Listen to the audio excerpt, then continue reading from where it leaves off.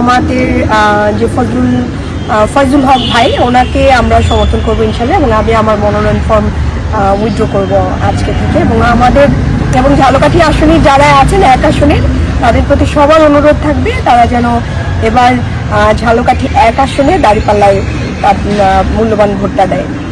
জাতীয় নাগরিক পার্টির এনসিপির কেন্দ্রীয় যুগ্ম সদস্য সচিব ডাক্তার মাহমুদা মিতু ঝালকাঠি এক আসন থেকে নির্বাচন করছেন না জানিয়ে মনোনয়ন প্রত্যাহার করেছেন। একই সঙ্গে ওই আসনে জামায়াত জোটের প্রার্থী ফয়জুল হককে সমর্থন দিয়েছেন তিনি। মঙ্গলবার সন্ধ্যায় এক ফেসবুক পোস্টে তিনি নিজেই এ ঘোষণা দেন। পোস্টে ডাক্তার মাহমুদা লিখেছেন, আলহামদুলিল্লাহ, দলীয় সিদ্ধান্ত অনুযায়ী মনোনয়ন প্রত্যাহার করলাম। আমার জীবনের প্রথম ভোট ইনশাআল্লাহ দাঁড়িপাল্লায় হবে। তিনি আরও জানান, কাঠালিয়া রাজাপুর আসনে যারা তাকে ভালোবাসেন এবং পাশে থাকতে চেয়েছেন তাদেরকে ফয়জুল হকের পাশে থাকার আহ্বান জানিয়েছেন। একই সঙ্গে গণভোটে হ্যাঁ এবং দাঁড়িপাল্লার প্রচারণায় ঝালকাঠি এক আসনে সক্রিয় থাকার ঘোষণা দিয়েছেন। জামায়াতের পক্ষে প্রচারণা চালানোর আহ্বান জানিয়ে তিনি বলেন, যারা আমার সঙ্গে প্রচারণায় থাকতে চেয়েছিলেন, আমাকে ভাত খাওয়াতে চেয়েছিলেন, সেই সুযোগ এখনও আছে। আমি ইনশাআল্লাহ পুরো সময় মাঠে থাকব। তার এই ঘোষণা সামাজিক যোগাযোগ মাধ্যমে আলোচনার জন্ম দিয়েছে। সমর্থকরা এটিকে রাজনৈতিক ঐক্যের বার্তা হিসেবে দেখছেন। অন্যদিকে সমালোচকরা বলছেন,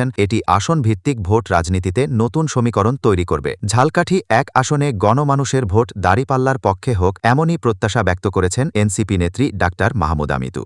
ডেস্ক রিপোর্ট, JTV নিউজ।